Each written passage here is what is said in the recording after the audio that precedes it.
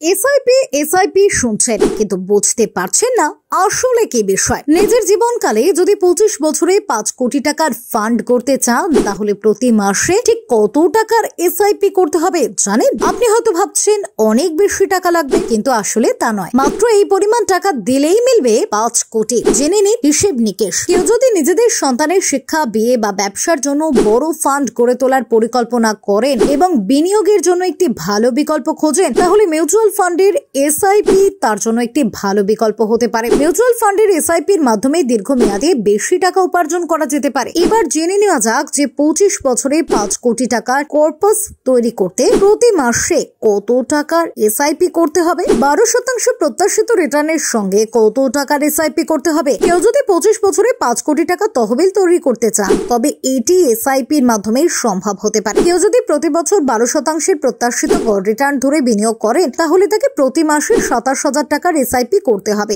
তাকে 25 বছরের মেয়াদে 5.12 কোটি টাকার কর্পাস তৈরি করতে সাহায্য করবে। 27,000 টাকার একটি এসআইপির মাধ্যমে 25 বছরে মোট বিনিয়োগ হবে 81 লক্ষ টাকা, যার মধ্যে 4.31 কোটি টাকার প্রত্যাশিত রিটার্ন অন্তর্ভুক্ত রয়েছে। কেউ যদি আনুমানিক 15% রিটার্ন পায় তাহলে প্রতি মাসে কত টাকা বিনিয়োগ করতে হবে? অতিরিক্ত ভাবে কেউ যদি প্রতি বছর 15% প্রত্যাশিত গড় রিটার্নের সঙ্গে বিনিয়োগ করেন তাহলে প্রতি মাসে 16,000 টাকার এসআইপি করতে হবে, যার ফলে 25 বছরের মেয়াদে 5.25 কোটি টাকার কর্পাস তৈরি করা যাবে। 16,000 টাকার একটি এসআইপির মাধ্যমে 25 বছরে মোট বিনিয়োগ হবে 48 লক্ষ টাকা, যার মধ্যে 4.77 কোটি টাকার প্রত্যাশিত রিটার্ন অন্তর্ভুক্ত রয়েছে। এ বিষয়ে বিশেষ নজর দিতে হবে। মিউচুয়াল ফান্ড এসআইপিতে বিনিয়োগ করার সময় মনে রাখতে হবে যে মিউচুয়াল ফান্ডের রিটার্ন মূলধন লাভ করের আওতায় আসে। এর মানে মিউচুয়াল ফান্ড থেকে যে টাকা রিটার্ন পাওয়া যাবে তার উপর মূলধন লাভ করও দিতে হবে। ফেরো রিপোর্ট, বাঁকুড়া নিউজ 1।